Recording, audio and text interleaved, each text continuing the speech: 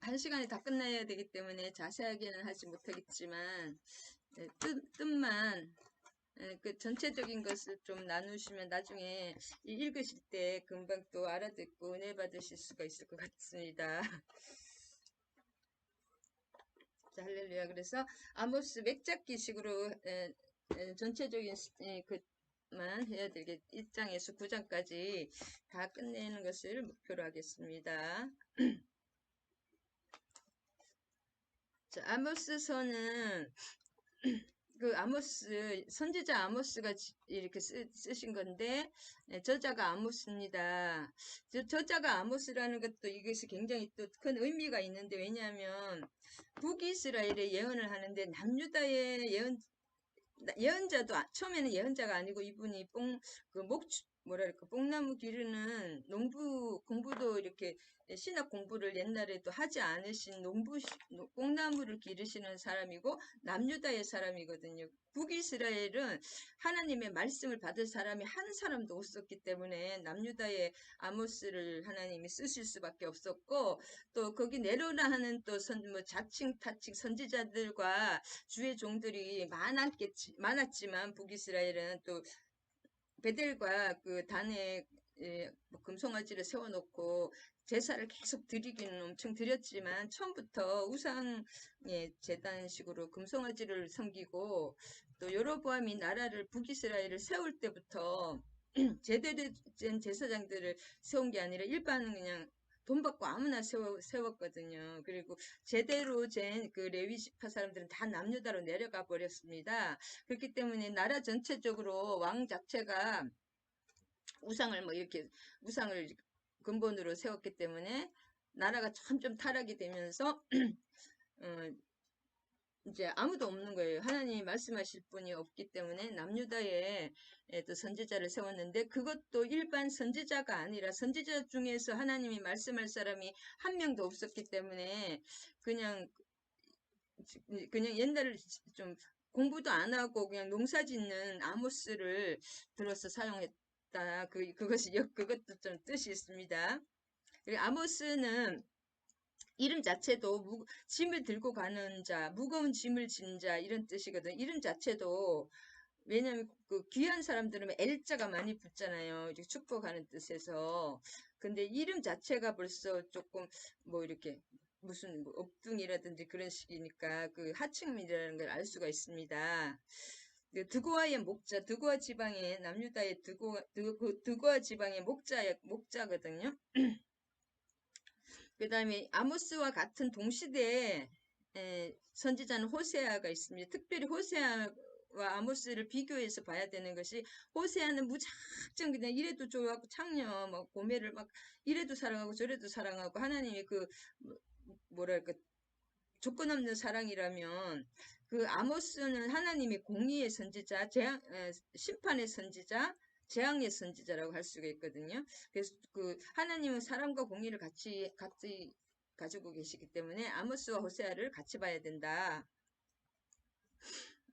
그 다음에 이 아모스서의 그 배경은 여로보암 2세 시대라서 북이스라엘을 봐서는 가장 잘 사는 때였습니다. 경제적으로 가장 번영했기 때문에 여로보암 2세 때는 가장 그 속색이던 아람, 수리아, 시리아 그 지역을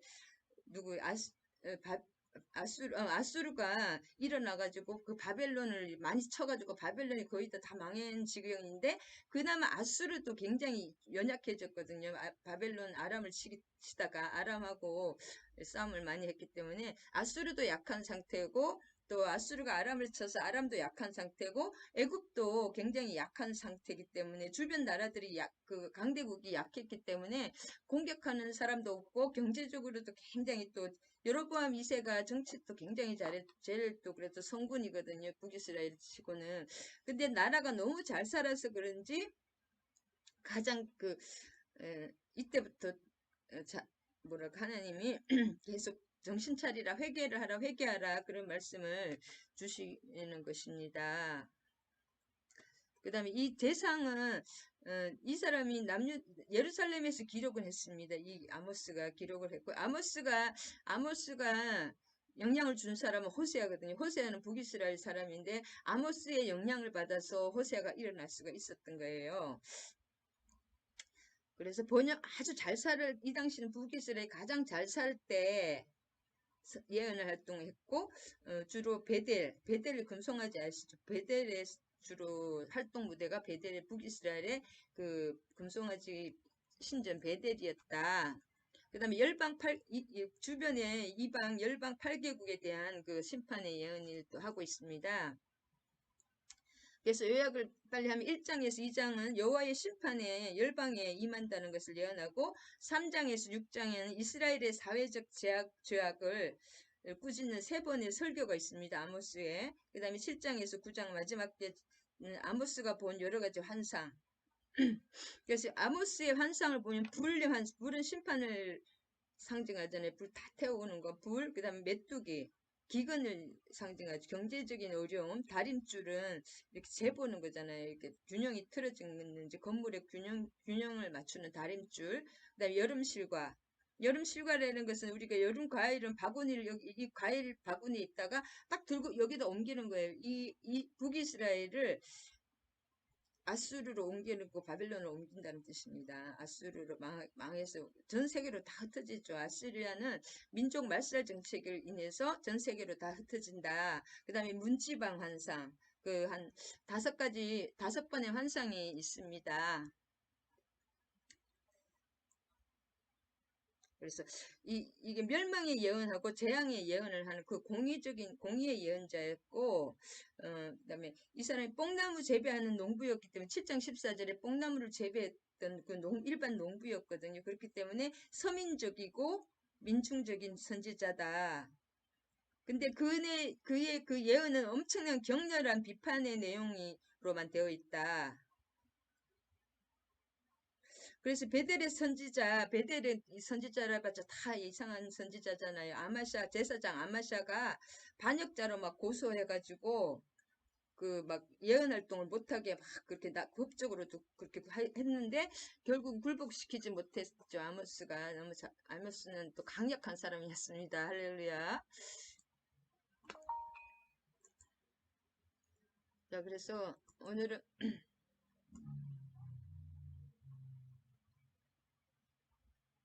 자, 아모스를 다 때리고 조금 힘드시겠지만 아모스를 다 따라오시기 바랍니다.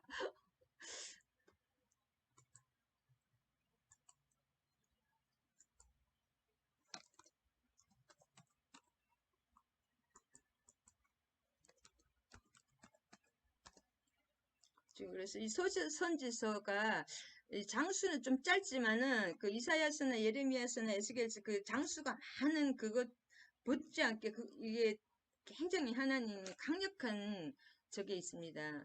강력한 저거 짧다고 해서 내용이 없는 게 아니라 오히려 짧은 것이 내용이 더 무겁고 강력한 말씀입니다.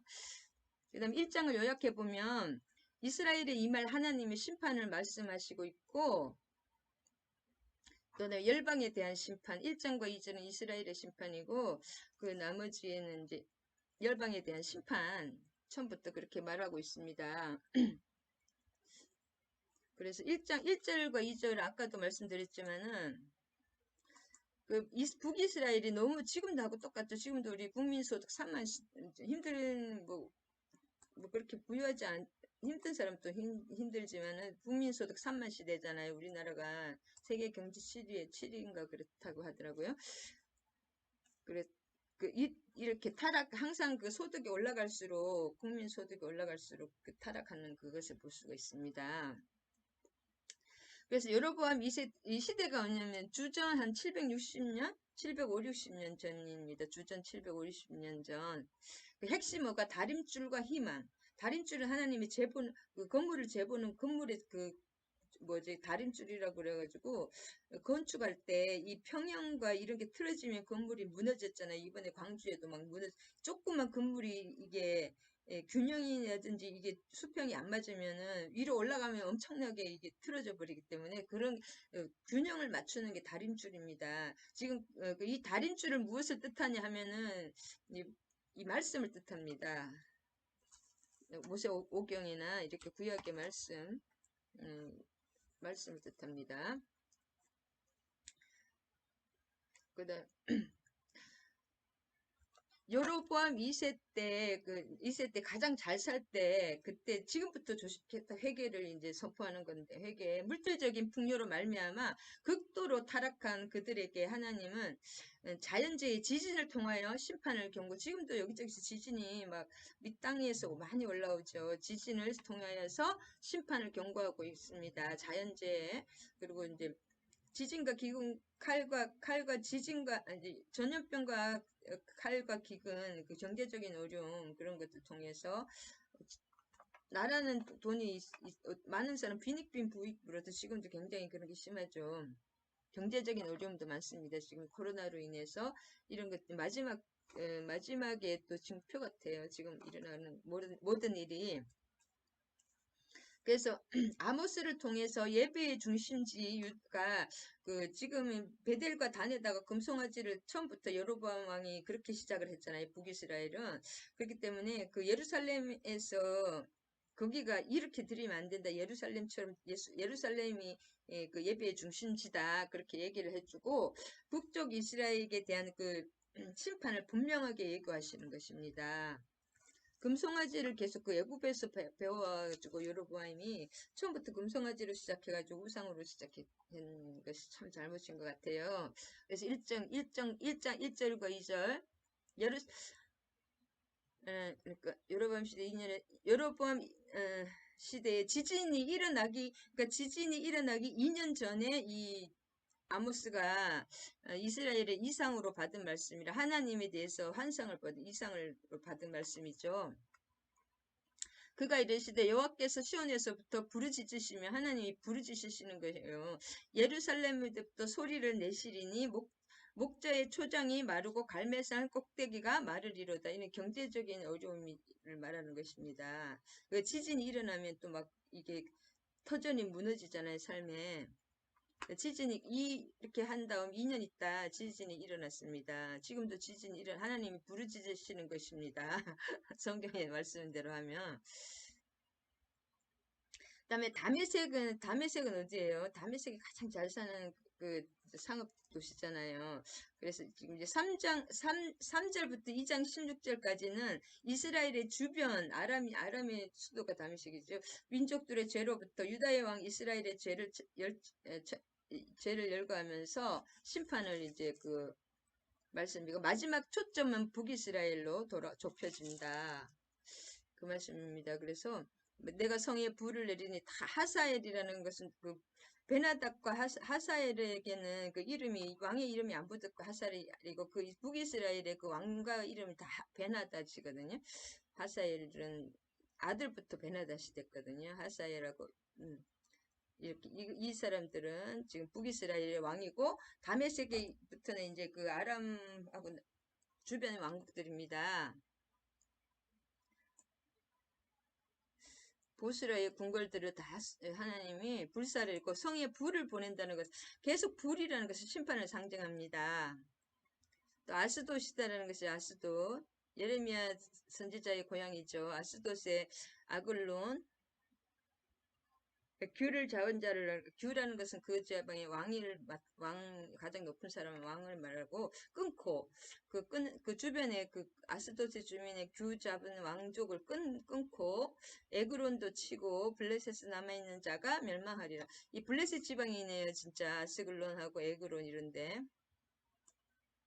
그 왕들을 끊는다는 것이고 두로와 시돈의 궁궐들을 다 불사른다는 것입니다. 이것이 나중에 아수르가 다 소토화 시켰죠. 나라가 완전히 나라를 다 없애는 게 아수르의 정책이거든요. 자, 그 다음에 라빠성. 그들의 왕은 그 지도자들과 함께 사로잡혀 가리라 여호와께서 말씀하셨느니.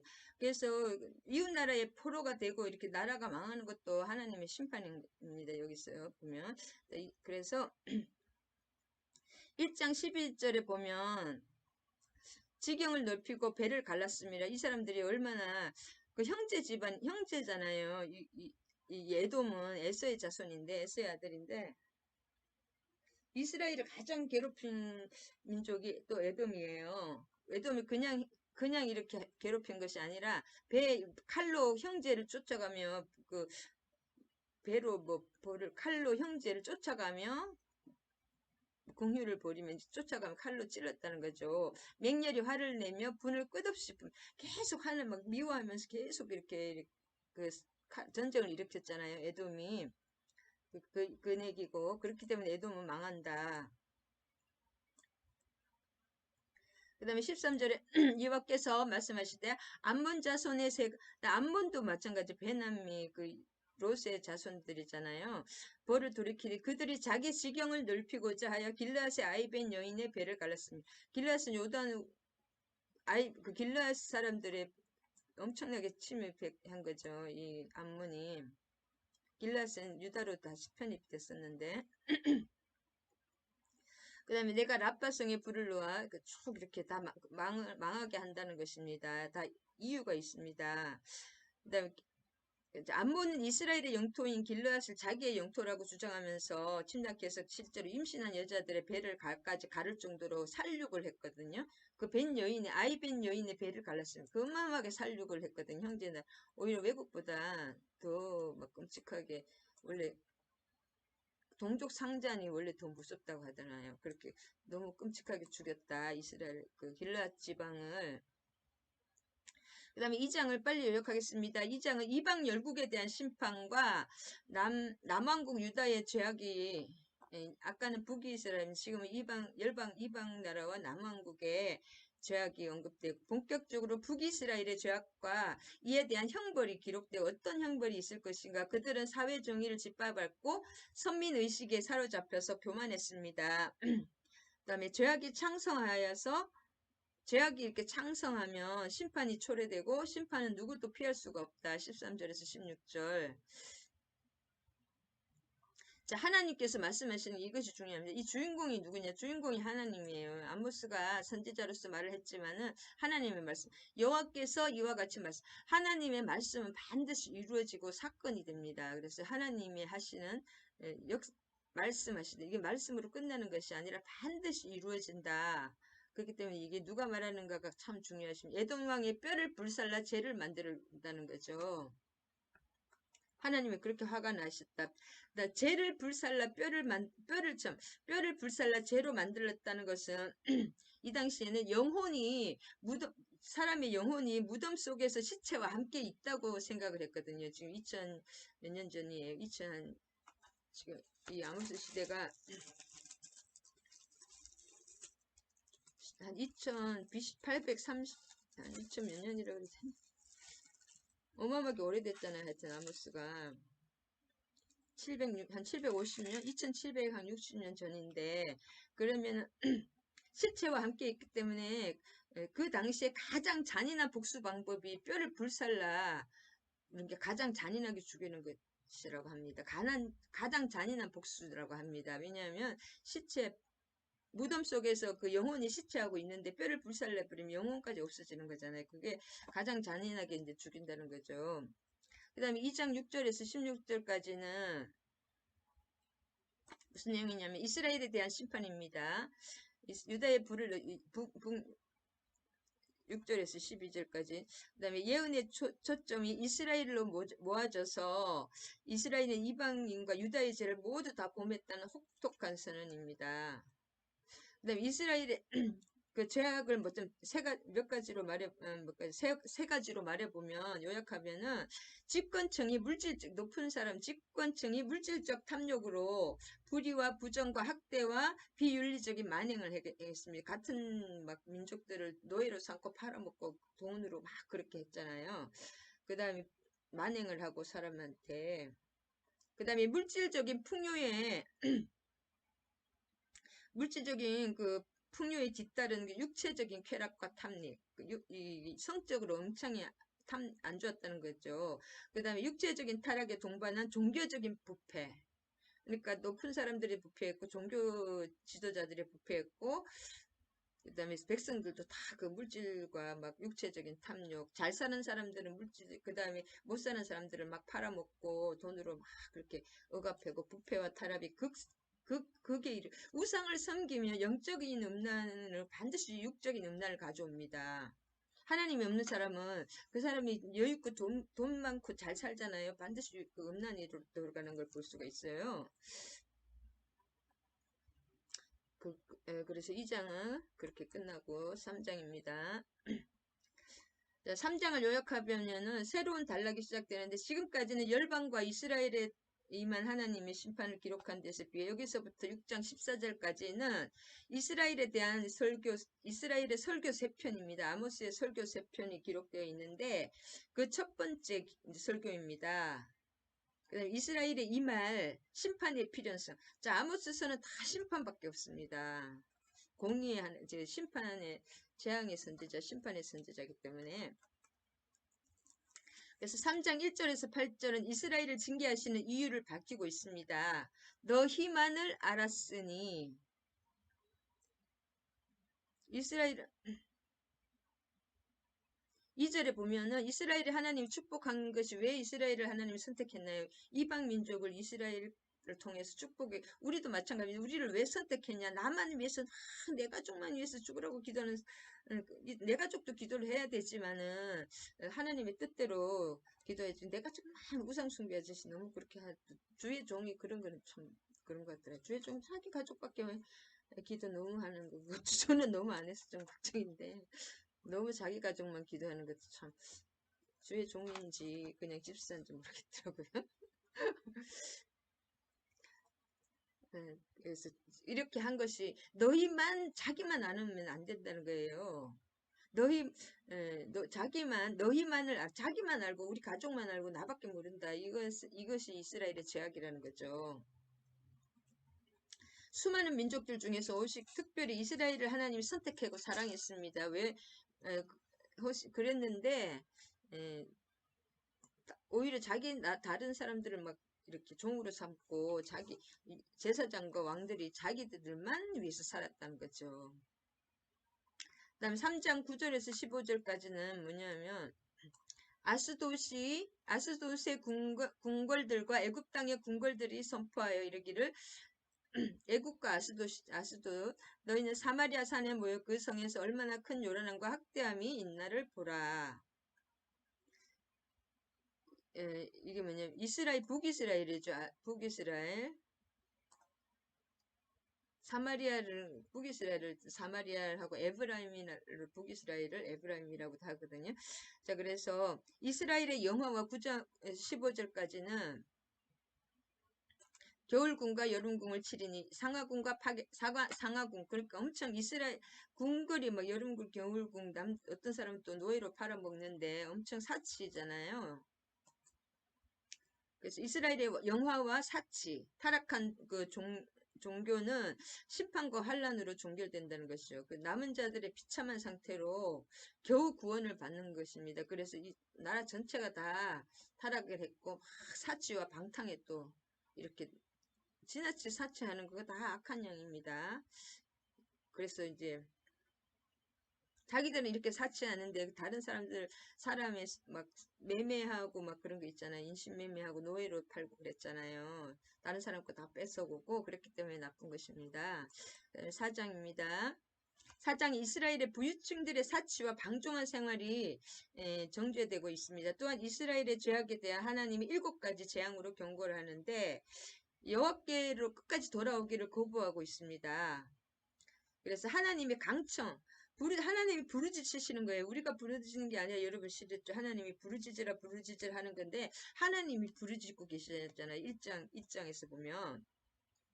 왜 이렇게 자꾸 길게 한 방에 그냥 싹 심판하시지 않고 왜 이렇게 말을 길게 하시냐. 하나님이 부르짖고 계시는 거예요. 우리에게. 그래서 1장 1절에서 5절까지는 이스라엘의 부유계층들의 사치와 타락, 그 다음에 그걸로 인한 심판입니다. 학대함. 너희는 사마리아에 사는 바산의 암소들. 그 바산에는 굉장히 기름지잖아요. 목초지가. 그래서 그 암소들의 여자들이랄까? 막 잘 먹고 확 돼지같이 이렇게 살쪘다는 거죠. 너희는 힘없는 자를 학대하며 가난한 자를 압제하며 가장에게 이르기를 술을 가져다 우리로 마시게 하라. 여자들도 똑같다는 거죠. 여자들이 그냥 가장에게 시킨다는 거잖아요. 그 고관 대작 부인들이 그것을 얘기하고 있습니다. 5절까지는. 그러면은 사람이 갈고리로 너희를 끌어가면 낚시로 너희의 남은 자들을 갈고리로 진짜 아수르는 너무나 잔인해서 사람들을 갈고리로 끌고 가고 목을 잘라가지고 막 채워놓고 껍데기 살아있는 사람을 껍데기를 벗기고 참 가장 잔인했던 그 족속이 아수르라고 하더라고요. 바벨론은 그래도 사람들을 키웠잖아요. 아수르는 무작정 다 죽이고 나라를 싹 없애버려요. 막 흩어가지고 딴 데 죽이기도 하고 막 딴 데 섞어버리고. 그래서 이 아수르가 사마리아가 아수르에 더럽혀졌기 때문에 그게 또 문제인데 갈고리를 실제 끌고 갑니다. 이렇게 아수르에 대해 당하는 거잖아요. 그다음에 아까 그 바산의 암소들은 부드러운 풀을 마음껏 먹고 살찐 바산의 소들처럼 그 풀이 뭐냐 가난한 자들의 궁핍한 자를 착취한 거예요. 그 풀이 그냥 이렇게 그 풀이 아니라 다른 사람들이 가난한 사람들 착취하는 그런 거 궁핍한 자를 그 착취하듯이 그 풀을 먹어가지고 살이 쪘다는 거예요. 그냥 열심히 노력해서 잘 먹고 잘 사는 게 아니라 가난한 사람을 착취했다는 것입니다. 그 다음에 그래서 이렇게 갈고리로 끌어감고 6절에 뭐냐면은 내가 너를 성읍에서 일을 깨끗하게 하며 너희의 각 처소에서 양식이 떨어지게 하였으니 너희가 내게 돌아오지 아니하였느니라. 이때라도 돌아오면 되는데 끝까지 돌아오지 않잖아요. 그래서 이가 깨끗하면 먹을 게 없으니까 이가 깨끗하다는 거예요. 뭐 양치질 해서 깨끗하는 뜻이 아니라 이를 깨끗하게 하여 각종 양식이 떨어지게 먹을 게 하나도 굶어서 입안에 아무것도 없어서 이가 깨끗한 거예요. 그럴 때도 돌아오지 아니하였다는 거죠. 그때라도 지금이라도 가장 늦은 때가 가장 빠른 때인데 끝까지 돌아오지 않고 그렇습니다. 그 다음에 6절에서 11절까지는 뭐냐면 하나님께서 이스라엘의 회개를 촉구하면서 7가지 큰 재앙으로 징계하셨거든요. 그럼에도 불구하고 내게로 끝까지 돌아오지 않았다고 5번이나 하나님이 말씀하셔요. 아까도 내게도 돌아오지 않았다. 내게로 돌아오지 않았다는 말씀을 5번을 하시는 거예요. 하나님이 부르짖고 하나님이 탄식하시는 것입니다. 그러면서 이거는 여호와의 말씀이니라. 6절에도 이거는 그 사람의 말이 아니라 여호와 하나님이 말씀하시는 거예요. 이게 너무나 적나라한 누가 하나님 모든 것을 꿰뚫어 아시기 때문에 여호와의 말씀이니라 끝까지 돌아오지 않았다는 거죠. 그들의 완악함으로 말미암아서 심판은 불가피하다는 것을 예고하는 것입니다. 여호와의 말씀 돌아오지 아니하고 하나님이 보증하시잖아요. 그렇기 때문에 심판의 불가피성을 예고하는 것입니다. 그다음에 9절에 깐부기 재앙. 깐부기라는 거 여러분 아시는지 모르겠네요. 깐부기. 농사할 때 무슨 깐부기 그런 거거든요. 사막 지역에서 불어오는 그 뜨거운 바람으로 시커멓게 말라 죽는 병입니다. 이 깐부기가 곡식이 시커멓게 말라 먹는 그런 병에 걸려서 곡식이 다. 그다음 팥중이라는 것은 뭐예요? 그 메뚜기가 이렇게 변하는 과정의 팥중이거든요. 하나가 그 메뚜기를 말하는데 메뚜기로 인해서 많은 동산과 다 먹게 하여서 먹을 게 하나도 없는 거죠. 이런 막 뭐지 깐부기 재앙 뭐 깐부기로 하여튼 농사가 다 망가지는 거죠. 메뚜기가 먹고 깐부기가 막 오염되고 해서. 근데 병들어 피폐한 곡식인데 깐부기로 인해서 다 이렇게 막 곡식이 병들었잖아요. 그 곡식을 남은 거를 누가 먹느냐? 이 밭중이가 먹는 게 메뚜기가 먹는 거예요. 그 다음에 내가 너희 중에 전염병을 보내기를 애굽에서 한 것처럼 애굽에서 전염병으로 계속 했잖아요. 애굽의 모든 재앙이 다 그대로 똑같이 오더라고요. 칼로 너희 청년들을 죽였으며 너희 말들을 노력하게 하며 너희 진영의 악취로 코를 찌르게 하였으니 내가 너희로 돌아오지 아니하였느니라 여호와의 말씀이니라. 그렇게 된다. 칼로 하나님이 죽인다는 것입니다. 자, 12절과 13절은 뭐냐면, 그러므로 이스라엘아 내가 이와 같이 내게 행하리라. 내가 이것을 내게 행하리니 이스라엘아 내 하나님 만나기를 준비하라. 보라 산들을 지으며 바람을 창조하며 자기 뜻을 사람에게 보이며 아침을 어둡게 하며 땅의 높은 데를 밟는 이는 그의 이름이 만군의 하나님 여호와시니라. 자, 하나님 이름은 만군의 하나님, 만주의 주시고 만군의 하나님이고 영원한 뭐 재판관, 영원한 뭐 영원한 기도하는 사람으로 제사장입니다. 예수님은 영원한 제사장이고 영원한 만군의 왕이시다. 근데 앞으로 더 큰 징계가 있을 것을 말씀하시는 거예요. 앞으로 내게 행하리라. 지금 행한 것보다 더 많은 것이 앞으로 지금 이 코로나로 끝날 게 아닐 것 같아요. 우리 지금도 보면 코로나에 또 변형이 또 나왔다고 하더라고요. 더 큰 징계가 있을 것을 말씀하시고 창조주 하나님의 계시와 심판의 하나님과의 만남을 예비할 것을 경고하십니다. 이것은 하나님을 만난다는 좋은 뜻으로 만난다는 게 아니라 심판을 당한다는 뜻입니다. 할렐루야. 하나님이 심판하신다는 거죠. 무서운 것입니다. 그래서 하나님 앞에 하나님을 경외해야 될 참 무서운 분이신 것 같아요. 공의의 하나님은 참 무서운 분입니다. 자, 5장을 요약하면 3장부터 시작된 그 아모스의 아까 세 편의 설교 중에서 마지막 설교입니다. 그다음에 그 주제는 회복의 방법. 어떻게 회복할지 살려면 선을 구하고 악을 구하지 말고 하나님 앞에 너희 나오라는 거 회개하고 나오라면 하나님이 언제든지 살려주시고 용서해 주시고 회복시켜 주신다는 것이죠. 선과 공의를 실현하는 사회 정의를 실현하시는 것이다. 하나님을 구하고 사회에서도 이렇게 악하게 막 사기치고 이렇게 속이고 그런 거 하나님 반드시 심판하십니다. 자, 5장 1절에서 6장 14절까지는 아모스의 세 번째 설교, 지금 계속 설교입니다. 그러니까 대언을 하는 거죠. 예언을 하는 거죠. 첫 번째, 두 번째 설교처럼 들어라.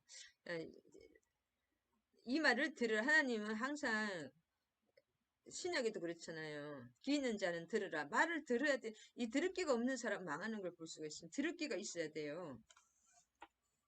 들을 귀가 영안도 열려야 연기도 열려야 됩니다. 귀가 없고 귀가 없는 사람들은 깨닫지 못하는 자는 멸망하는 짐승과 같으니라. 지금 예수를 안 믿으면 어마어마하게 그 심판을 받는다는 것을 우리가 전해야 됩니다.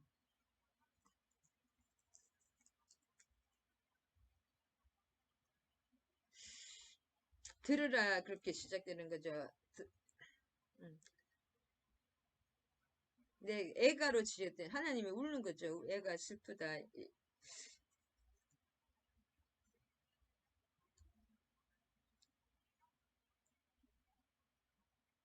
아모스는 이 설교를 통하여서 살 길을 어떻게 하면 살 수가 있느냐. 심판만 다 이게 심판하는 게 돌이키기 위해서 심판하기 위해서 주의 백성들에게는 하나님이 그 돌이키고 회복시키고 이게 진짜 복주기 위해서 심판하시는 거고 이방 민족에게 하나님이 심판하실 것은 그 심판으로 끝납니다. 바로 지옥으로 간다 그럴까? 하여튼 심판과 멸망으로 끝나는데 하나님의 백성에게는 그 심판이 돌이키기 위하고 회복시키고 축복하기 위한 심판이기 때문에 빨리 돌이키면 언제든지 회복시켜 주십니다. 그래서 간곡히 살 길을 제시하는 거죠. 그래서 닥쳐올 재앙이 안타까워하며 그래서 하나님은 무작정 영원히 모든 것을 용서하실 분이 아니다. 우리가 하나님이 우리 삶에 어떤 징계와 그런 것이 있을 때 일단 멈추고 기도를 해야 하고 돌이켜야 됩니다. 그 돌이키지 않을 때는 점점 그 징계가 커지는 것을 볼 수가 있습니다. 자, 처녀 이스라엘이 엎드려졌으며 다시 일어나지 못하리로다. 자기 땅에 던지우며 일으킬 자가 없으리로다. 처녀 이스라엘은 뭐냐면 북이스라엘에 대한 시적인 표현입니다. 이 성경도 좀 시로 되어 있거든요. 네, 북이스라엘 이런 뜻이고 적의 침입을 받지 않았던 좀 깨끗한 땅이란 그런 찬란한 여로보암 2세의 그 시점을 가리킨 여로보암 2세 때는 진짜 괜찮았거든요. 그 왕 자체는 좀 제일 그래도 나았는데 깨끗하고 침입을 받지 않고 그 아직까지는 이렇게 땅이 깨끗하잖아요. 그 천여 이제 이방이 더럽히지 않았다 그런 뜻합니다. 그 다음에 4절부터 24절까지는 세 가지 처방을 내립니다. 첫째 처방이 뭐냐? 여호와를 찾는 것이 살 길이라는 것이다. 4절과 5절. 나를 찾으라 그리하면 살 것이다. 이 심판에 대한 그 처방 세 가지 4절에서 8절까지 베델을 가지 않으면 베델을 가지 말고 베델은 뭐예요? 우상숭배의 자리잖아요. 너희는 여호와를 찾으라. 6절 찾으라. 하나님을 찾아 우리가 하나님을 찾는 게 가장 그 빠른 길입니다. 사람을 찾지 말고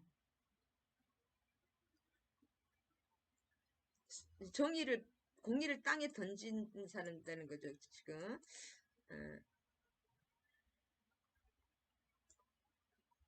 그의 이름은 여호와이라. 그를 찾으라. 이를 찾으라. 쏟으신 이렇게 심판하시고 바닷물을 지면으로 쏟으시고 이런 전염병을 보내시는 하나님을 찾으라라는 거예요. 여호와 그 찾으라는 말이 세 번이나 나옵니다. 모든 것을 묘성과 삼성을 만드시며 사망의 그늘을 아침으로 바꾸시고 낮을 어둠 이 모든 것을 밤으로 바꾼 바닷물을 불러서 지면에 쏟으시고 태풍 막 이런 거 해일이 이런 것도 만드시잖아요.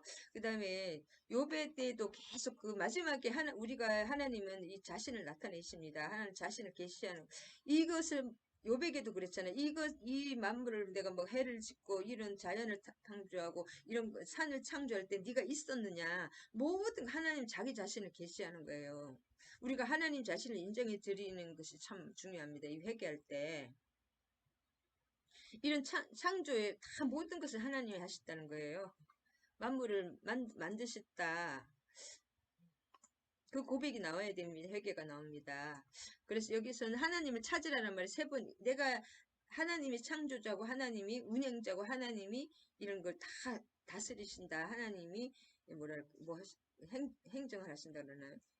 다 다스리신다는 것을 인정을 해야 됩니다. 그 다음에 두 번째는 악을 버리고 선과 정의를 사랑하는 것입니다. 4절에서 15절까지. 힘없는 자를 밟고 지금 하고 있는 악한 행위를 하지 말아야 되는 거예요. 내가 하나님이 복 주세요. 하나님 어떻게 하죠? 내가 하는 지금 악을 행하고 있는 그것을 행동을 바꿔야 되는데 내가 자꾸 악한 일을 하면 악한 것들이 자꾸 오잖아요. 그 심판도 오고 악한 영도 오고 그것을 멈추지는 않고 자꾸 하나님 복 주세요. 복 주세요. 하나님이 복 줄 수가 없습니다. 왜냐면 자꾸 강도를 끌어들이고 강도에게 밥을 주고 하면 어떻게 그 집이 일어나겠습니까? 이제 심하게 말하면. 그래서 악을 버리고 선과 정의를 하라는 거죠. 일단 예수님을 믿는 것, 메시아를 그리스도를 믿는 것이 가장 그 의로운 일이죠. 내가 죄인이라는 것을 알고 그것을 예수님을 믿는 게 가장 그 의로운 일이고 돌이켜야 된다. 선과 정의를 사랑해야 되고 또 악한 하나님은 선한 일을 하시는 분이잖아요. 살리는 분이고 그 다음에 셋째는 정의를 강같이 공의를 마르지 않는 강같이 정의를 물같이 흘러보내라는 거죠. 강력히 공부하고 있습니다. 24절에서 정의와 공의를 강같이 흘러보내라. 24절인데 24절 오직 정의를 물같이 공의를 마르지 않는 강같이 흐르게 할지어다. 뭔가 하나님의 뜻으로 정의롭게 선으로 다 돌이켜야 됩니다. 내가 뭔가 하나님 뜻에 맞지 않고 말씀에 어긋나는 거 있는 것이 있으면은 다 돌이켜야 되지. 일단 그렇게 해야지 모든 것이 회개가 먼저입니다. 네, 여기까지고. 그다음에 아까 5장 7절에 정의를 쓴 쑥으로 만든다는 거 있잖아요. 정의를 쓴 쑥으로 바꿔 공의를 땅에 아까도 공의를 강같이 정의를 물같이 공의를 마르지 않는 강같이 흐르게 하라고 그랬는데 쓴 쑥으로 이 뜻이 뭐냐면 5장 7절에 쓴 쑥으로 쑥은 쓰잖아요. 아모스는 이스라엘의 죄악상을 지적하면서 그들의 가증함을 네 가지로 진단하고 있습니다. 첫 번째는 징계를 받아도 돌아오지 않는 거예요. 아무리 하나님이 막 징계 이렇게 강하게 해도 돌아오지 않는 거고, 두 번째는 뭐냐면 정의를 쑥으로 만든다는 거예요. 공의를 땅에 던지는 자들, 그러니까 이게 정의와 공의가 없다는 거예요. 그 높은 사람들, 돈 있는 사람들이 가난하고 힘든 사람들을 다 막 그 사람들을 그냥 베껴 먹고 노예를 먹고 그 사람들을 풀처럼 먹는다는 거잖아요. 이 공의가 없어요. 그 다음에 세 번째는 요셉의 환란에 대하여서 근심치 아니하는 자들이라는 거죠. 6장 3절에는 요셉의 환란이라는 것은 북이스라엘의 에브라임이잖아요. 그 둘째지만 장자였고 북이스라엘의 에브라임이기 때문에 요셉의 요셉의 환란이라는 것은 북이스라엘의 환란을 말하는 것입니다. 그 다음에 허무한 것을 기뻐하며 우리의 뿔은 우리의 힘으로 취한다고 말하는 자들 6장 13절이거든요. 우리 자기의 영광 이런 것을 자기가 자기 힘으로 다 한다는 거예요. 좋은 거를 영광을 돌리고 그렇게 하는 것이 그 네 가지가 이 사람들의 잘못이다.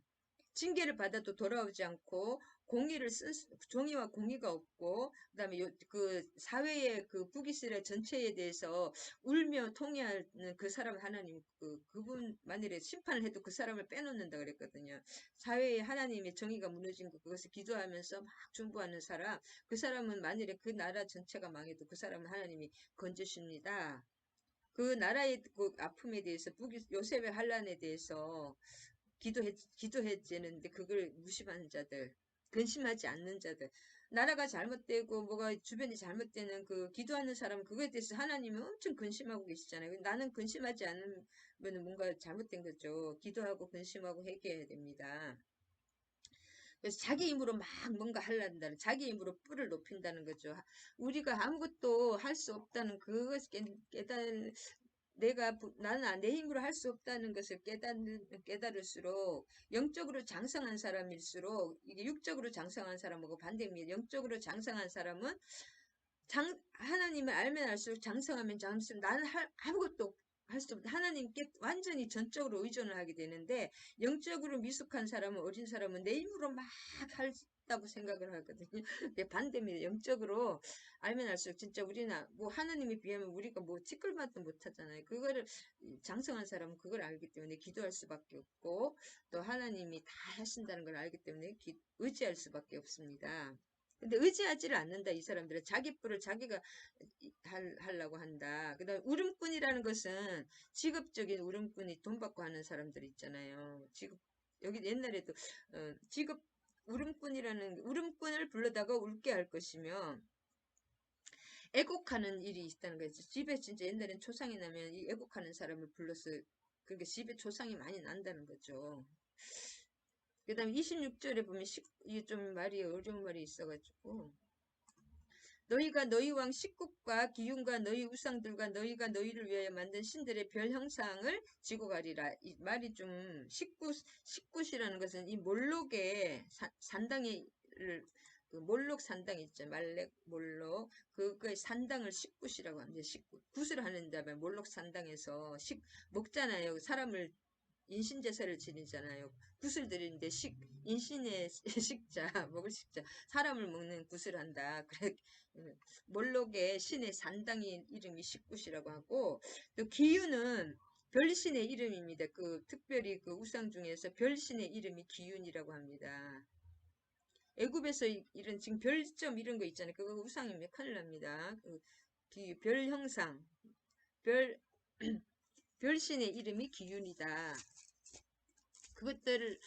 그런 거를 한다는 거죠. 그렇게 악한 짓을. 할래 6장과 7장만 하면 됩니다. 이제. 자, 6장을 요약하면, 자, 아모스, 이스라엘의 지배층의 타락은 파급 효과가 큽니다. 우리가 만일에 나라의 대통령이나 위에서 하면 영향력이 큰 그 사람들이 타락하면은 그 효과가 더 크잖아요. 밑에 아무 능력이 없는 사람이 타락한 거하고. 그래서 정신적인 지표가 되어야 할 사람들이 도리어 사회 전반적인 악을 조장하는 역할을 했습니다. 그 다음에 그들은 장차 포로가 되어서 학대를 받을 것이 하나님은 그 사람들이 한 그걸 다 잊지 않고 다 기록하고 지금 계산하고 계시기 때문에 그렇게 했던 사람들이 더 애굽에 가서 실제로 애굽의 그 제사장들 타락한 제사장들 가자마자 다 죽었거든요. 애굽과 바벨론과 아수르에 끌려가면서 그리고 심판을 받을 때 노인들부터 심판을 받는다. 성숙한 사람, 높은 사람, 지도자들부터 심판을 받습니다. 어린애들이 아무래도 책임이 졌고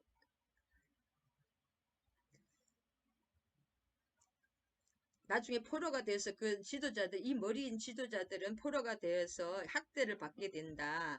그 다음에 아모스는 돌이키기를 한사코 거부하는 자에게 임할 그 심판을 선포함으로써 설교를 끝냅니다. 돌이키지 않는 사람들은 그 하나님이 울면서도 그 하나님은 공의의 하나님이시기 때문에 어쩔 수가 없잖아요. 그래서 1절부터 뭐 지도자들에 대해서 계속 얘기합니다. 사치, 교만하고 막 그렇게 하는 사람들. 사치 아니라고 사치에 젖어 사는 이기적인 지도자와들의 죄악을 열거하면서 슬피 탄식하고 있습니다. 1절에서 6절까지. 흉한 날에 그 하나님은 코람데 항상 지켜보시고 계산하고 계시기 때문에 없겠지 그게 아니라 말 한마디도 다 없어지지 않고 다 기록이 됩니다. 상하상에 누우며 막 송아지를 잡아서 먹고 막 이렇게 타락과 그 막 황락 쾌락에 젖어서 사치에 젖어서 이기적으로 살잖아요. 그런 사람들 역사적으로 봐도 그 아랍이라든지 외국의 수상들 막 여자들 막 착취하고 너무 악하게 했던 사람들이 꼭 그 마무리가 끝이 참 비참하게 죽는 걸 볼 수 있어요.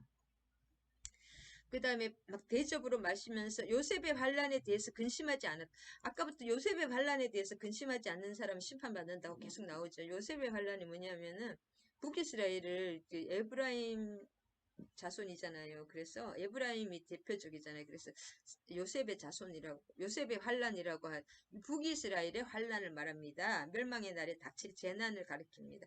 그래서 지도자들이나 제사장들은 그런 걸 알잖아요. 하나님이 어느 정도 다 알려주기 때문에 그거에 대해서 근심하고 막 기도해야 되는데 근심하지도 않고 그냥 막 먹고 마시기 깨닫지 못하는 것을 멸망하게 되는 거잖아요. 그다음에 7절에서 14절까지는 북이스라엘의 지도자들이 자신들의 죄악을 현재 깨닫지 못하고 있으나 그들의 악행에 대한 하나님의 심판은 불가피하는 것이. 내가 죄를 모른다고 해서 그 사람에게 심판이 없는 게 아니잖아요. 어떤 사람은 진짜 살인을 뭐 연쇄살인을 했는데 자기가 잘못한 거 전혀. 이번에도 누가 조국 그 분이 아까 뉴스에 보니까 자기는 잘못한 거 하나도 아니 뭐 조금 억울한 거 있을 수는 있지만은 다 그 교수가 자기 딸에 대해서 스펙을 다 가짜로 한 거는 잘못 15가지인가 그게 다 가짜라고 하더라고요. 그 자식들한테도 좀 그게 지금 얼마나 그 자식들 결혼하는데도 문제 있을 것 같아요. 앞날에도 지금 의사면을 취소한다. 근데 그렇게 일본이 지금 끝까지 잘못하지 않았다 그래가지고 일본이 망하잖아요. 근데 독일은 서독은 자기들이 잘못했다는 것을 다 문서로 기록해놓고 그것을 하나하나 다 갚았거든요. 자기들이 잘못했다고 계속 그러니까 독일에게 뭐라고 하는 사람 없잖아요. 이 잘못했다고 회개하고 또 자기가 능력이 되는 대로 갚으면 그렇게 하면 그 죄가 고백하는 자에게 하나님 용서를 해주잖아요. 일본도 돈도 많고 그러면서도 끝까지 자기들은 잘못했다고 말 안 하면 그것이 참 무서운 것입니다. 그걸 나라고 백성이고 내가 어떻게 사람이 잘못할 수 있어요. 우리 사람은 다 죄인이기 때문에 잘못할 수 있지만 그 죄인을 잘못을 고백할 때 국민들도 용서하잖아요. 진짜 솔직히 말하면 국민들도 우리 박근혜 대통령도 끝까지 자기 잘못 안 했다고 너무 그러더라고. 저렇게 요새 아무도 안 쳐다보는 것 같아. 잘못한 거를 잘못했다고 해야지 그 죄가 없어지는데 그 잘못했다 그렇게 사람이 다시 저 사람 희망이 없다 그 생각이 좀 안타깝더라고요. 그 잘못한 게 없다는 거예요. 그러면 어떻게 장차 포로로 들어가서 학대를 당하게 된다.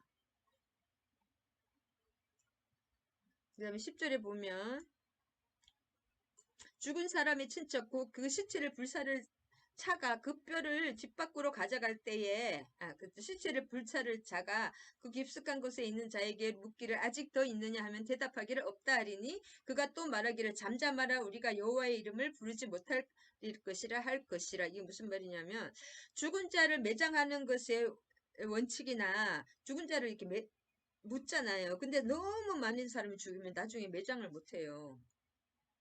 너무 죽은 자의 수가 많으면은 불사를 수밖에 없어요. 그냥 지금도 전염병에 대해서 지난번에 지금도 화장을 해버리잖아요. 우리 코로나 걸린 사람들은 그 가족들도 못 만나 그냥 빨리 화장했잖아요. 전염병이라든지 너무 또 많이 전염병도 전염이지만 너무나 많은 사람이 죽을 때는 다 화장해버립니다. 그렇지 않으면 그 시체가 썩어서 나라에 온갖 또 이렇게 오염과 병이 어마어마하게 나오거든요. 시체 썩은 것, 돼지 시체 썩은 거 그런 것들이 굉장히 중국에 위험하다고 하더라고요. 도살할 때 그 시체들 막 그런 거 있잖아요. 막 AI에 걸려서 그 동물들 시체 그 자체가 부패가 돼가지고 굉장히 위험하다고 하더라고요. 그래서 다 태웁니다. 이렇게. 그 뜻입니다. 시체를 불사른다. 너무 많은 사람이 죽고 또 험하게 죽을 때는 태우는 게 또 정석입니다. 그 남은 사람들을 위해서. 죽은 자의 수가 많다. 그 다음에 13절에 아까 뿔을 계속 자기 힘으로 자기 뿔을 높인다. 그 말이 계속 반복돼서 나오는 것은 그만큼 중요하다. 우리의 힘으로 뿔들을 취하자. 자기 스스로 뿔을 취한다는 것은 무슨 뜻이냐면 성경에 뿔을 높인다는 말이 굉장히 많이 나오는데 뿔은 부귀와 번영과 권세를 상징합니다. 부귀와 번영과 권세. 막 용의 뿔이 막 7개고 12뿔이 있고 막 그렇잖아요. 우리 요한계시록에 보면 그 용, 악한 영이 그 자기의 영광과 이런 거예요. 부귀와 번영과 권세. 하여튼 좋은 거는 다 뿔로 나타납니다. 높은 거. 권세와 부귀, 영광, 번영.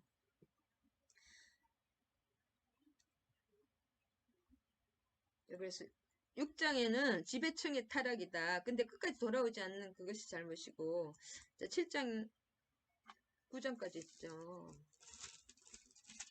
빨리 해야 됩니다.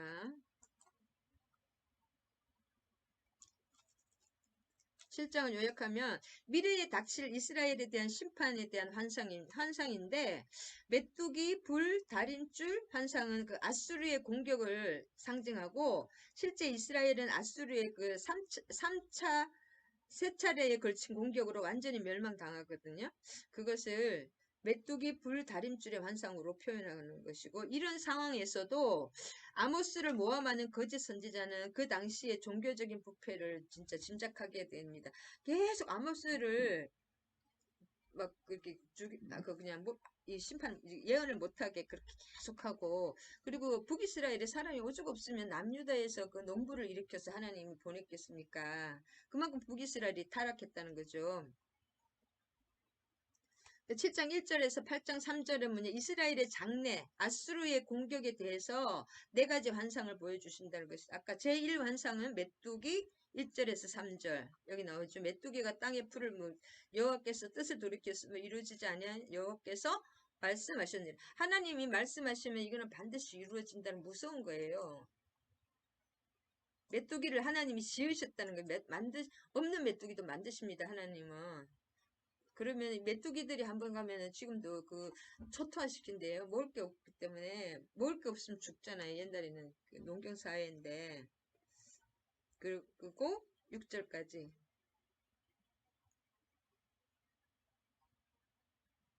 메뚜기 환상 3절까지고 그 다음에 제2환 4절에서 6절에는 제2환상입니다. 불에 대해 6절에서 4절에서 참 6절까지는 불도 심판이지. 불이 큰 바다를 삼키고 육지까지 먹으려 하는 도다. 하나님이 불에게 나가라고 명령을 하시는 거죠. 꼭 계시록 같네요. 야곱이 미약하오니 어떻게 서리일까? 그치소서 야곱이 미약하다고 계속 그래서 그 아모스가 중보를 해서 계속 그게 이게 없어지거든요. 아모스가 계속 중보하잖아요. 여호와께서 이에 대해서 뜻을 돌이켜 주 여호와께서 이르시되 이것도 이루지 아니하리라 하시니라.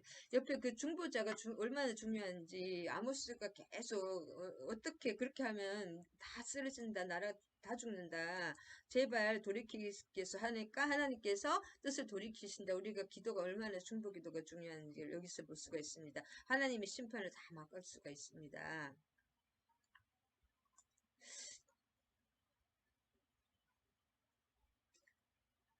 그래서 아모스의 간곡한 중보 기도로 그 재난이 물러갔습니다. 이것도 하나님이 이제 이루지 않으니라. 그러나 제3 환상부터 다림줄 환상부터 7장 7절에서 17절 선지자의 기도가 없었어요. 이때는 그 재난이 그대로 이루어지는 것을 볼 수가 있습니다.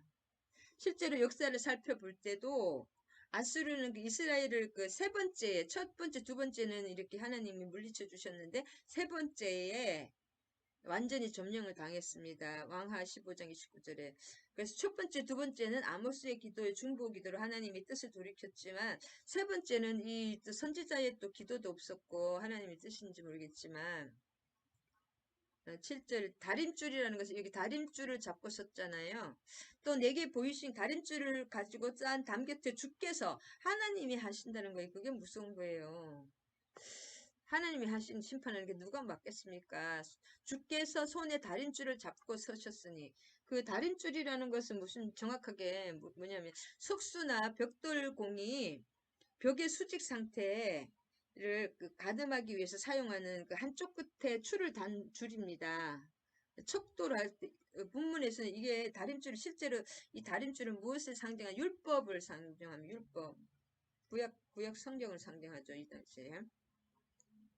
척도. 그러니까 이렇게 자르나 우러나 치우치지 않은 말씀의 척도를 말하는 거죠. 율법을 말한다. 다림줄이라는 것은 이 하나님이 심판을 하는 것도 그냥 하는 것이 아니라 이 말씀의 율법의 법도대에 다 재서 다림줄에 재서 계시록에도 그랬잖아요. 여기 금 갈대자로 계속 그 측량하는 거예요. 축복을 할 때도 측량을 하고 심판할 때도 측량을 합니다. 여기서는 다림줄이지만은 그것은 측량을 뭘로 측량하느냐? 말씀으로 측량하냐? 법으로 측량하잖아요. 우리가 그 요새 막 조국 그분 아내분이 4년 선고가 나왔던데 뉴스에 보니까 그걸 그냥 하는 것이 아니라 법전에 법에 대해서 법으로 딱딱딱딱 그게 맞아야지 아무나 사람 마음대로 하는 것이 아니잖아요. 어쨌든 법에 조금 엄격하고 조금 저거 할 수는 있지만은 그러면 이게 법이 뭐냐? 말씀입니다. 다림줄이 말씀입니다. 율법을 의미한다.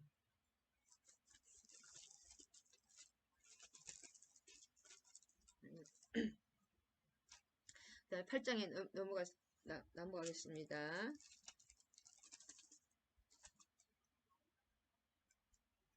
쭉 읽어보면 제가 썸머리만 해드리기 때문에 읽어보면 아실 수가 있을 거예요. 할렐루야. 이제 8장입니다. 8장은 과일 광주리 환상으로 피할 수 없는 심판을 비유적으로 드러내주는 것입니다. 과일 광주리. 과일 광주리는 뭐예요? 과일이 여기 바구니에 광주리에 담겨 있잖아요. 그러면 이 광주리를 이 집에 있다가 내가 시장에서 집에로 가져오면 옮기는 거잖아요. 이스라엘 백성들이 옮겨진다는 거예요. 외국 다른 나라로 아수르나 이런 나라로. 북이스라엘이 그런 뜻입니다. 근데 아모스는 당시 사회의 만연한 상업 윤리의 실종과 도덕적인 기강을 말하고 있고 말씀을 듣지 못한 기갈로 인한 핍절한 생활상은 당시 이스라엘의 죄악의 근본 원인이 무엇인지를 암시합니다. 그리고 이 북이스라엘은 처음부터 베델과 단에다가 뭘로 시작했나요? 금송아지로 시작해서 그 제사장들도 일반 사람들 돈 받고 그냥 막 여러 범이 아무나 세웠거든요. 실제로 그리고 어떻게 제대로 된 제사장이 레위인이 그 금송아지에다가 막 그렇게 할 수가 없잖아요. 그리고 그 사람들 다 남유다로 예루살렘으로 다 가버리고 일반인들을 돈 받고 그냥 아무나 세웠거든요. 그리고 자기가 또 막 드리기도 하고 여로보암한테 무슨 이상하잖아요. 그것이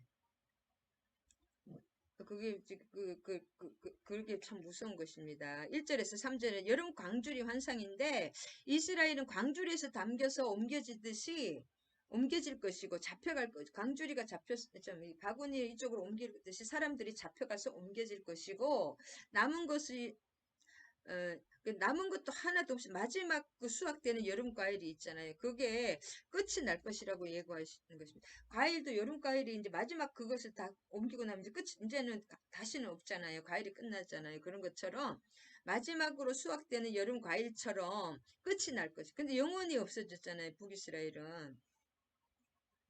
남유다보다 200년이 빨리, 210년이가 빨리 망했거든요. 그리고 9번의 그 왕조가 계속 죽이고 사람이 계속 서로 죽이고 새롭게 막 왕이 되고 3일 만에, 7일 만에 왕 되는 사람도 있고, 우상으로 끝내서 우상으로 막 시작해서 우상으로 또 끝나잖아요. 그래서 8장은 그런 내용이고, 4절에서 10절까지는 무슨 내용이냐면, 네 번째 환상은 뭐냐면, 그 선지자 그 아모스가 다시 한번 사회적인 불의의 한 면인 상업 윤리의 타락성을 지적하는 거거든요. 긴박한 시간의 불가피성을 예고합니다. 예배가 잘못되고 하나님의 말씀이 없잖아요. 처음부터 그 여로보암이 막 우상에다가 막 금송아지만 하니까 제대로 된 제사장이 한 명도 없기 때문에 제대로 들은 말씀도 없고 모든 것이 다 흐트러 보니까 말씀에는 말씀이 없으면은 모든 것이 뭐랄까 잘못된 거 빛이 없으면 다 어둠이 있듯이 이렇게 잘못된 거 결국은 그 말씀이 없었기 때문에 말씀에 빛이 없으니까 어둠 속에서 나쁜 건지 어두운 건지 잘못된 건지도 모르고 이렇게 타락을 해버리고 망하는 거예요. 그래서 처음부터 이게 제사장들이 없고 제사장들이 타락이 된 것이 참 문제입니다. 불가피성.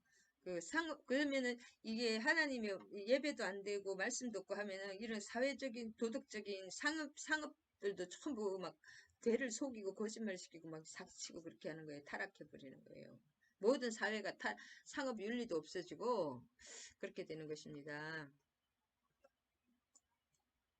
그래서 망하는 것입니다. 그 다음에 주 여호와의 말씀이니라 그날에 내가 해를 대낮에 지게 하여 백주의 땅을 깜깜하게 한다.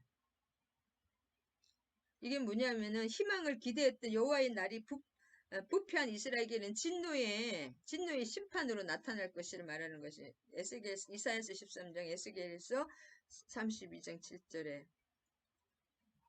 계속 다른 데도 많이 나옵니다. 그 날이 되는 거, 이게 심판의 날이 되는 것입니다. 여호와의 말씀이다. 이것이 반드시 이루어진다는 거죠. 그 날이라는 그 앞에 또 여호와의 말씀이라 이 말씀이 있으니까 얼마나 무서운 일입니까? 반드시 이루어진다는 거죠. 해를 대낮에 밤을 깜깜하게 이제 완전히 멸망을 시킨다. 백주의 땅을 완전히 사람이 죽거나 막 이렇게 그렇게 되면 이제 해도 없는 거죠. 사람이 막 죽고 그렇게 끌려가는데 무슨 해가 있겠습니까? 땅을 깜깜하게 하나님이 하시는 그것이 주 여호와의 말씀이니라가 딱 앞에 도장이 찍혔잖아요. 그래서 더 무서운 거예요. 피할 수가 없는 거예요. 그리고 아수르가 문제가 아니라 하나님이 아수르를 가 돼가지고 하시니까 참 무서운 것입니다. 자, 9장 마무리입니다.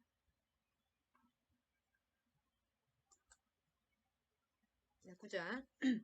자, 성전 문지방이 붕괴되는 환상을 통해서 성전 문지방에서 원래는 성전 문지방에서 에스겔에서도 그렇고 요한계시록에도 문지방에서도 뭐가 생명수가 물이 솟아나잖아요. 그 생수거든요. 하나님의 성령, 하나님의 영, 생명이 거기서 우리를 살리는 그 성령이 거기서 생명의 수가 솟아나는데 그 성전 문지방이 붕괴되는 환상을 보여주신다는 거죠. 그래서 이스라엘을 향한 하나님의 심판이 또다시 선포되는 거죠.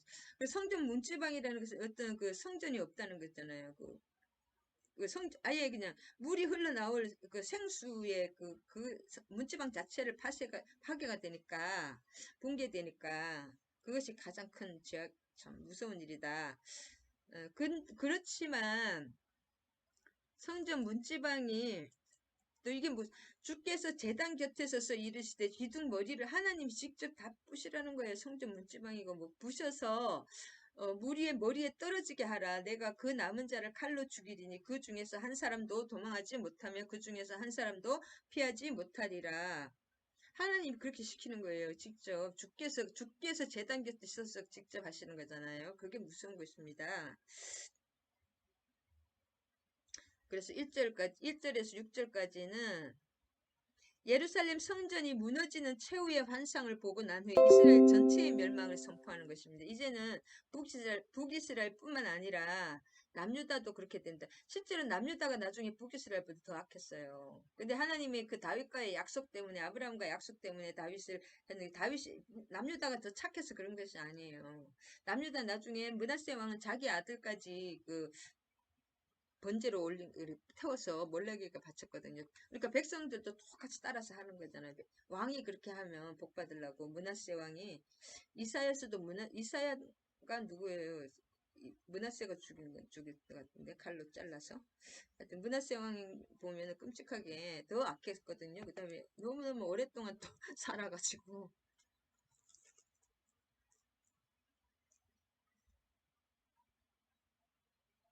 그 와중에서도 하나님의 손은 항상 심판의 와중에도 남은 자를 향해서 은혜 중에 펼쳐져 있음을 다시 한번 보여주시는 것입니다. 그래서 북이스라엘 전체, 남유다와 북이스라엘 전체가 이제 멸망이 된다는 거고, 그 다음에 주께서 제단 곁에 서서, 이거는 베델이나 사마리아의 제단이 아니라 예루살렘 성전도 다 망가지는 거예요. 왜냐면 베델이나 이런 데는 서질 않죠. 하나님이 사마리아 금송아지가 있는데, 그 다음에 7절에서 15절까지는 무엇을 말하느냐 하면 여호와의 말씀이니라. 하나님의 말씀이, 이게 참 무서운 것입니다. 이스라엘 자손들아, 너희는 내게 구스 족속과 같지 아니하냐. 내가 이스라엘을 애굽 땅에서 블레셋 사람을 갑돌에서 아람 사람을 기르에서 올라오게 하지 아니하였느냐. 쭉 7절에서 15절까지는 스스로 택한 백성이라고 하여서 안일에 빠져 있는 이스라엘 백성에게 구스, 블레셋, 아람 족속과 똑같다는 거예요. 이스라엘이, 지금도 이스라엘이 예수님을 믿지 않잖아요. 다른 이방하고 똑같죠. 그리고 이방에서도 루시라든지 뭐 이방인들, 하나님이 많이 중요한 사람들, 이방인들 많이 들어가 있어요. 갈렙도 그렇고 똑같다는 거예요. 이방 나라나 하나님을 버리면 똑같죠. 보라, 여호와의 눈이 범죄한 나라를 주목하노니 내가 그것을 지면에서 멸하리라. 그러나 야곱의 집은 영원히 멸하지 아니하리라. 여호와의 말씀이니라.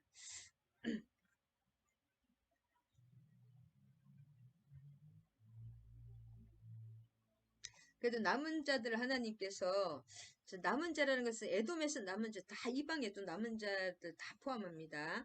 그래서 그 남은 자는 에돔이나 어떤 이방 나라라도 다 하나님이, 그리고 아무리 북이스라엘과 남유다라도 하나님을 버리고 회개하지 않는 사람은 다 심판의 대상이지 하나님의 백성이 아닙니다. 믿는 자가 하나님의 백성이고 순종하는 자가 하나님의 백성입니다. 신약에도 보면은 요한복음이 쭉 보면은 그 유대인들은 계속 안 믿었어요. 아무리 기적을 예수님이 계속 논쟁을 하고 하나하나 성경을 풀어줘도 안 믿었어요. 자기가 듣고 싶은 거는 듣고, 그래서 막 빨리 말하라고, 네가 그리스도냐 그러면 막 말만 하면 죽이려고 막 하고, 성경을 정확하게 됐는데도 안 믿었는데, 실제로 믿은 사람들은 사마리아 지역에서는 기적을 한 번도 행하지 않았거든요. 하나님 예수님이 사마리아 그 물동이 우물가에 여행하고 사마리아 지역하고, 그 다음에 예수님이 나중에 쫓겨서 할 수 없이 요단강 건너서 그 세례 요한이 세례 주던 그 땅으로 갔잖아요. 그 기브온 땅인가요? 그 사람들은 기적을 한 번도 안 해도 다 믿었어요. 그래서 결론은 뭐냐면 하나님이 택한 사람들은 그냥 하나님이 불가항력적인 은혜로 믿게 되는데, 택하지 않는 사람은 교회를 아무리 교회 진짜 목사고 막 총회장이고, 지금으로 봐서는 예루살렘 예루살렘이 다 막 제사장이고 그렇잖아요. 대제사.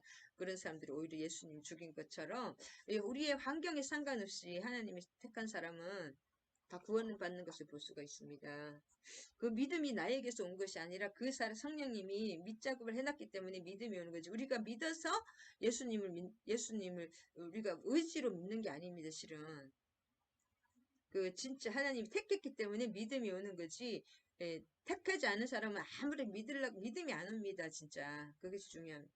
그래서 믿으려고 우리가 노력은 해야 되겠지만 그 믿음은 하나님의 그 은혜의 택함의 결과이다. 성경을 보면 그렇습니다. 아무리 하나님 기적을 많이 표적을 행하고 예수님이 막 계속 설명하고 했다고 믿는 거 아니잖아요. 니고데모처럼 결국 니고데모도 안 믿었거든요.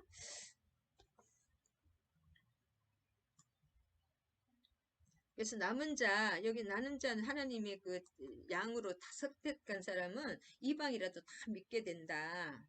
아무리 유대인 그 다윗 가문이라도 하나님이 그 사람이 선택하지 않았을 수가 있으면 그 사람은 안 버림받는 것을 알 수가 있습니다. 그래서 남은 자라는 게 계속 나오죠. 남은 자 15절에 남은 자 12절에 남은 자.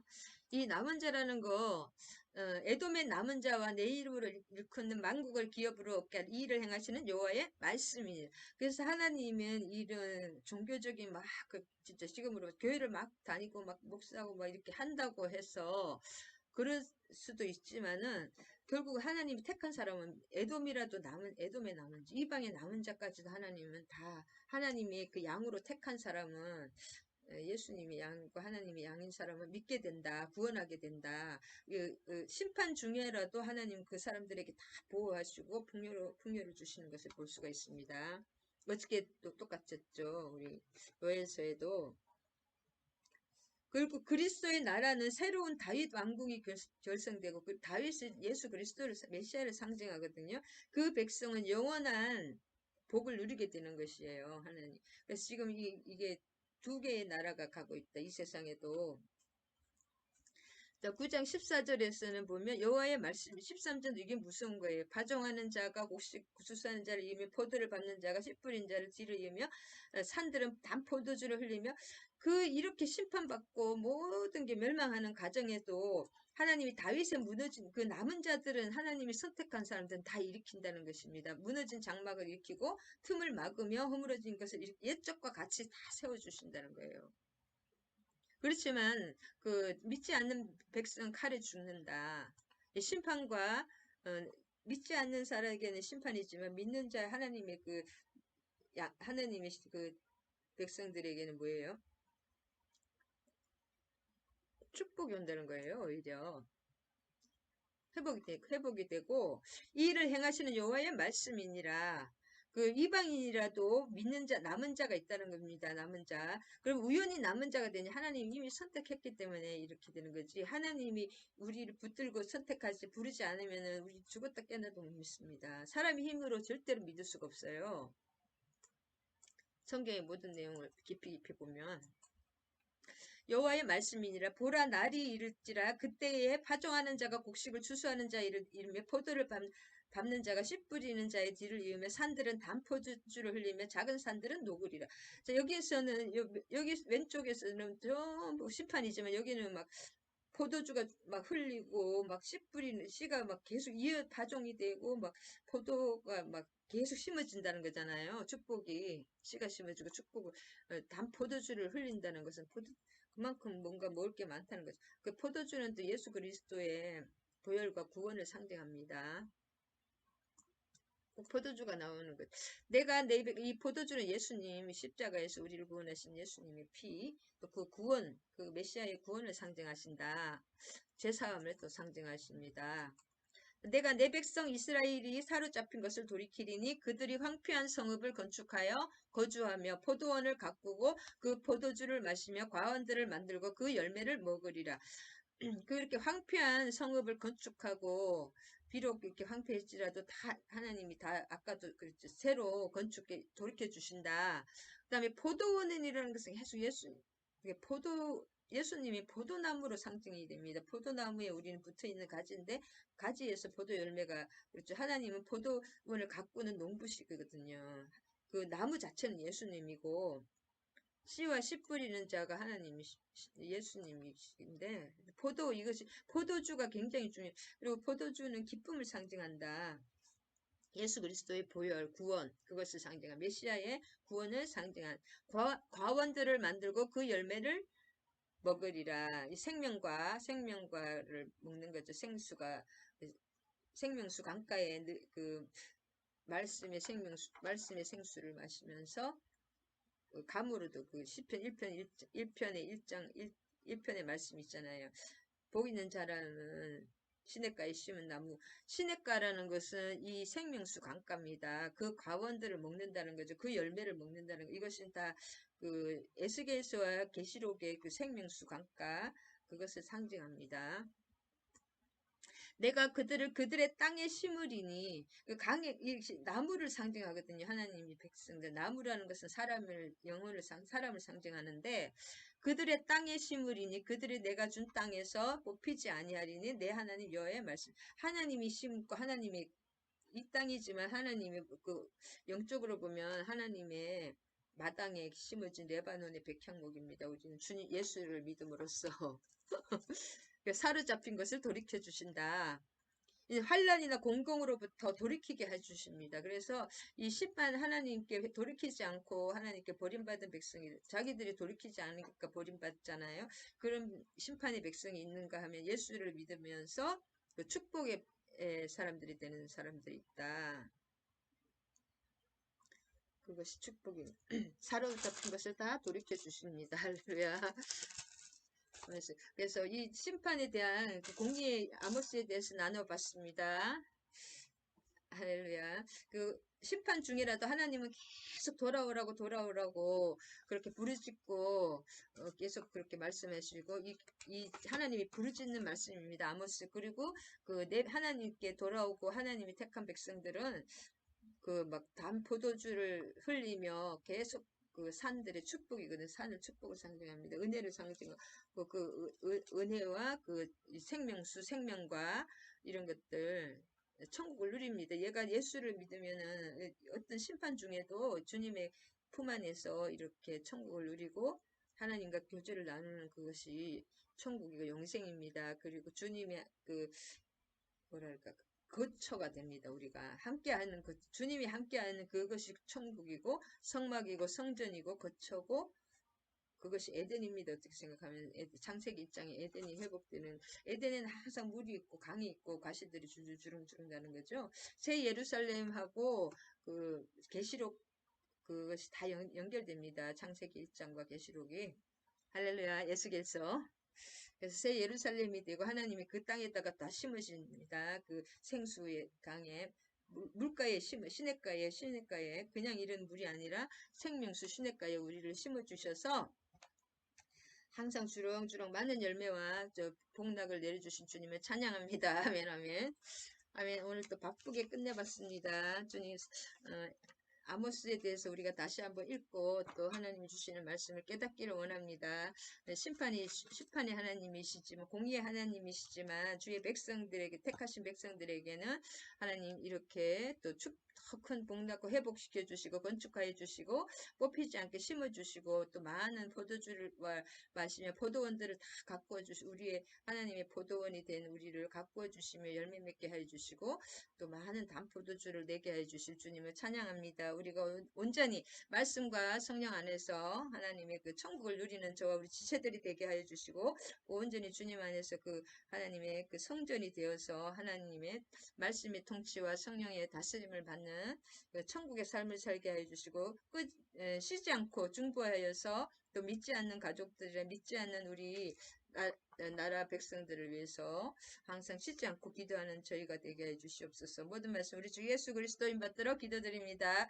할렐루야. 아멘 아멘. 주기도문과 축도하심으로써 예배 마치겠습니다. 하늘에 계신 우리 아버지여 이름이 거룩히 여김을 받으시오며 나라가 임하시오며 뜻이 하늘에서 이루어진 것 같이 땅에서도 이루어지이다. 오늘 우리에게 일용할 양식을 주시옵고 우리가 우리에게 죄 지은 자를 사하여 준 것 같이 우리 죄를 사하여 주시옵고 우리를 시험에 들게 하지 마시옵고 다만 악에서 구하시옵소서. 나라와 권세와 영광이 아버지께 영원히 있사옵나이다. 아멘 아멘. 이제는 우리 주 예수 그리스도의 한량없는 은혜와 하나님 하나님 아버지의 극진하신 사랑과 성령님 감화교통, 사랑의 강력한 역사하심이 함께하신 지체들과 정소희 목사와 이 나라 이민족위에 이제로부터 영원히 함께하실 것을 축원하옵나이다. 아멘 아멘 할렐루야. 사랑하고 축복합니다.